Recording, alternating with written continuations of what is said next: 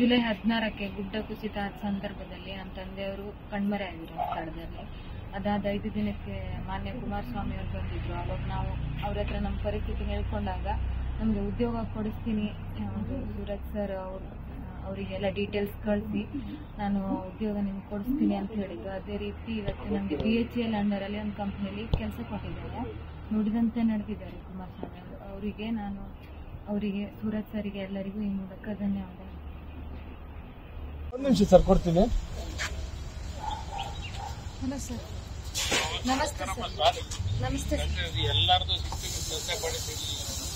ಹಾಂ sir.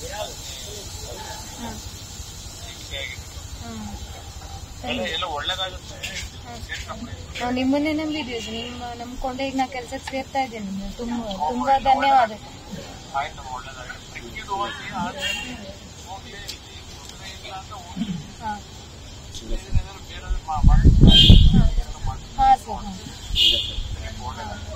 Suraj ಸರಿಗೂ thanks ಹೇಳ್ತೀನಿ. ಅವರು ತುಂಬಾ ಹೆಲ್ಪ್ ಮಾಡಿ. ನಮ್ಮ ಅಮ್ಮ ಮಾತಾಡ್ತಾರೆ.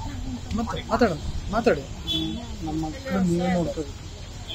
ಸರ್ ನಮಸ್ತೆ ಸರ್. ಸರ್ ನೀವು ನನ್ನ ಮಕ್ಕಳು ಸರ್ ಅವರು. ಆಯ್ತು ಸರ್. ಸರ್ ಆಯ್ತು ಸರ್, ನೀವೇ ಅವ್ರಿಗೆ ಮುಂದೊಂದು ದಾರಿ ದೀಪ ಸರ್. ಆಯ್ತು